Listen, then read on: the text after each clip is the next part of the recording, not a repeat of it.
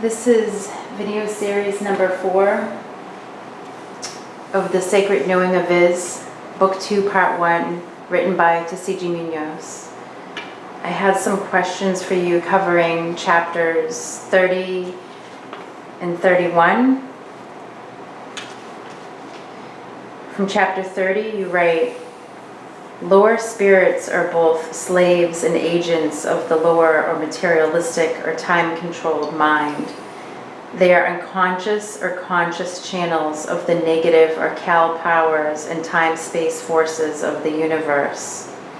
The material world is their prison kingdom, while the karmatic processes of time and space and the unforgiving powers of sex and money are their lords and gods. Hence, lower spirits are metaphorically but appropriately referred to as material or earthbound spirits. My question is, are all earthbound spirits or ghosts considered to be lower spirits? They are, in a manner of speaking, but that's relative. See, the important point here in terms of spiritualist philosophy is that there are much lower spirits than are imaginable, and that the earth plane is a higher plane, in a manner of speaking, even though we can say, relatively speaking, that we have low spirits here who are learning lessons of a sort and of a certain quality in order for them to progress through, learn lessons and step up beyond the vibrational frequencies of their pain and suffering. And so we have spirits who are considered lower, but it's relatively lower spirits. Because where you have a lower spirit, you can always have one lower than that. Where you have a higher spirit, you can always have one higher than that. It's all relative. See? You can have a lower spirit who in a split second learns a lesson and moves up in vibration. Okay? They can see or hear something, they can perceive something, and out of that perception see themselves in such a light where they say no, they want to move towards the higher because they can see it more clearly for what it is. Yeah. And so every opportunity in life for lower spirits, middling spirits, progressing spirits, and higher spirits, and even transcendent spirits is part of this learning process of continual awakening. Because people are at the lower end doesn't mean that they're not awakening. They may be awakening much slower than others because their pain and karma is so heavy. See, they are much more controlled by the forces of gravity than other beings. So they are bound to the earth for their progression. They have time to do at that level. But that doesn't mean it's a long time, it doesn't mean it's a short time. It has to do with what they learn in the process and begin to learn and continue to learn in order to progress. See? From chapter 31, you write, psychic attacks are created, empowered, and transmitted or projected with negative emotional energy. Those who dwell within or as negative emotion are the most susceptible to such attacks.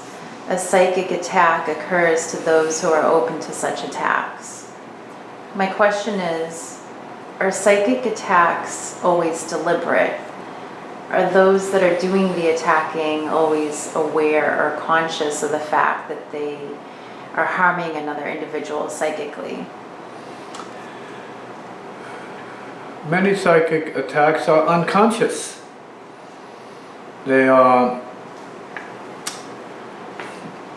not deliberate in a manner of speaking. Okay. We can be in a negative state, and as a result of being in a negative state, bring bad vibes to peeps and thus perpetrate a certain kind of low spirit vibe on peeps. We can bring down individuals.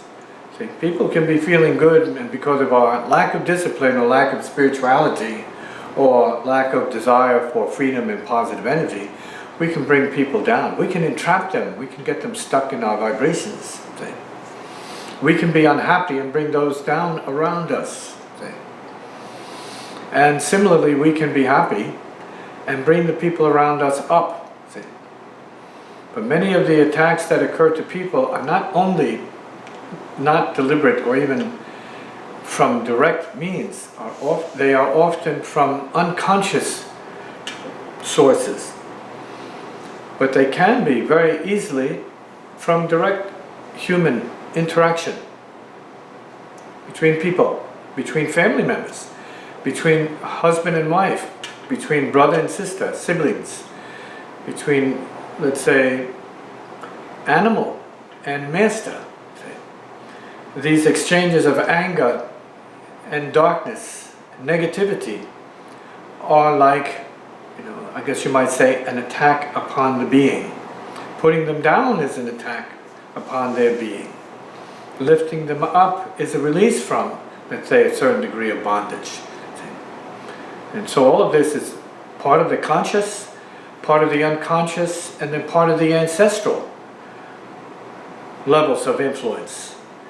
A person can catch an attack or be the victim of an attack sent to someone else, and they can pick up the vibe or be moved by the vibe or be influenced by the vibe of darkness. It could happen when you're driving.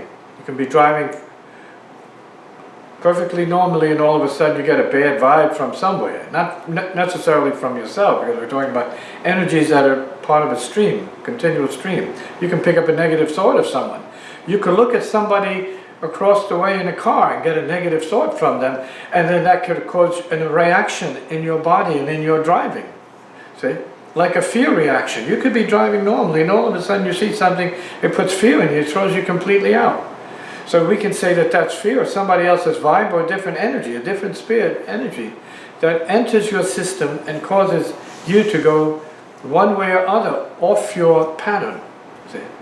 So we are subject to all of these forces, not only from the social, not only from the spiritual, the astral plane, but also from the cosmic, as well as the ancestral, the deep within us, the thoughts and memories in our blood that are unresolved and unfinished business from our ancestors that we carry along with us. See, some are good spirits, some are not quite good spirits. We need to be conscious enough and in a position to want to protect ourselves enough, that is to say, so sensitive that we know when we need to protect ourselves and pull ourselves up. So it's good to be in what has been called good spirit company, see, company of sweet spirits, so that we can, from that state, measure where we are when we're not quite in that state, or maybe even far beneath that state. Dreams are also a huge source of attacks, see, and negative wishes of other beings, and bad vibes, unfinished business between beings. And we have to protect ourselves in this body, in this state, and in this dream body, and in subtler bodies, in their respective planes or areas of functioning, so that from one moment to the next moment, we're strong. We are protected and going in the right direction. What about sexual thoughts and fantasies when they're focused on a particular individual? Is that considered a form of psychic attack? It could be. It definitely could be. See? It could be a way of holding them back. It could be a way of imposing on a person, male or female. We can interfere easily by thought in the lives of other peeps. We can unsolicitedly, see, bring a person down to our level by our desires and projecting certain things on them. If we project goodness, we might help other beings. If we project selfish desires on other peeps, we may be holding them back as well as ourselves, and maybe even others by doing that. See, so we can't really easily calculate how much darkness our selfishness projected on other peeps creates. See? So we need to be conscious of our outflows and our inflows, what we receive and what we put out there. So clearly, in terms of the practice of the saints and the holy people, see, the spiritual, they want to be putting good out there, because it's not enough good out there. And they want to generate good to conduct good and amplify and expand on goodness to balance out the general darkness of these times on this planet and amongst most of the people who are unaware of the dark side, the spiritual influences, and how much power they're either giving up to other peeps or how much power they have to improve their own lot by bringing their vibrations up in small ways. From chapter 31, you write, everyone leaves or wastes energy. Everyone takes on or has energy. Too often this energy is the unwanted or unnecessary or even negative energy of other beings. Hence, anything, including one's body, which has been in the presence of such a being or beings, must be purified, consecrated, or carefully thrown away. My question is, how can one purify their body to rid itself of negative energy that's picked up from others? Well, one easy, very direct way is to take a shower. Wash it off of you.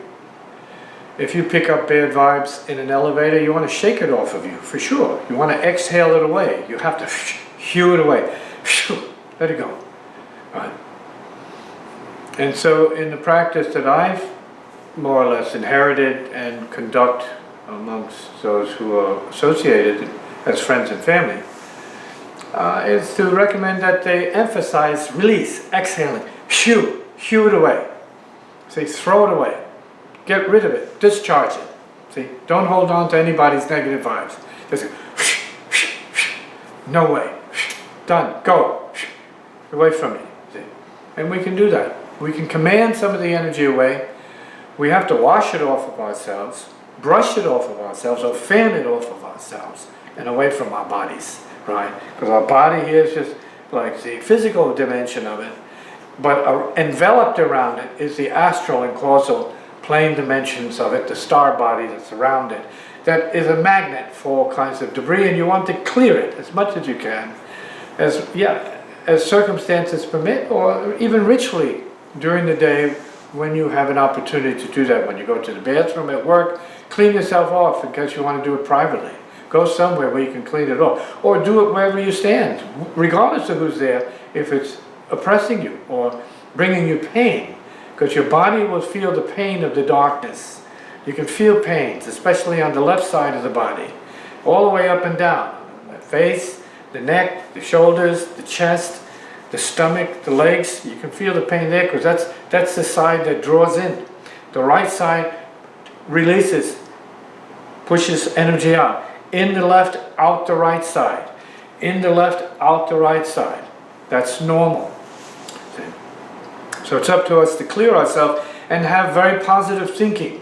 Put positive thoughts in your mind and in your body to shield your body, mind, and to protect you at the same time. You want to be using your thought consciously to keep the vibrations up. See? Spirit of goodness and kindness. See? And you'll feel those negative vibrations even more powerfully if you have positive energy. You'll feel it. See? So you can use the positive sense of things as a guide as you move through people, move through the world, move through the city, move through your business. Wherever you move, you can feel when the vibrations change, if you tune yourself to do that. And when you pass by peeps, you can feel where they're coming from. Okay? Because we're sharing the same breath, we're sharing the same space. But we're usually so self-enclosed that we're not that sensitive or vulnerable to other peeps. But we can open a little bit more to know more about what we walk through, what we deal with from moment to moment in our lives. Okay. This last question that I have isn't tied to any specific part of the text, but it has to do with the sacred knowing of His text in general. You've written about the low spirits, and in a number of the early chapters of Sacred Knowing of is deal with the low spirits. Is there such a thing as the lowest spirits, and are these included in Sacred Knowing of His book 2? Yes, to a degree. The lowest spirits are often classified as the darkest or the most demonic spirits, right? The true, say, channels of hate and destruction. They want to take all your positive energy, see, and leave you empty. See. In other words, they want to steal your soul, so to speak. And so they are the lowest spirits, the most dangerous spirits, to enslave you. You have to protect yourself from them. You have to be able to say no. You have to be able to perceive their energy and then say no to it. Because you can command them as they command you. You can counter-command them. They say yes, you come here, and you say no, I stay here. You go, I'm staying right here. You have the power, see, of spirit with you as much as anyone else has. And you have every much a bit of right to protect your space, because we're talking about your space being violated by these spirits or by these beings who want to control you. And you have every right to say, no, I refuse to be commanded by you, and I refuse to cooperate with your, let's say, machinations in darkness. I want to remain in the light of my own being, and here I remain in good spirits. End of story. And that's that. Move on.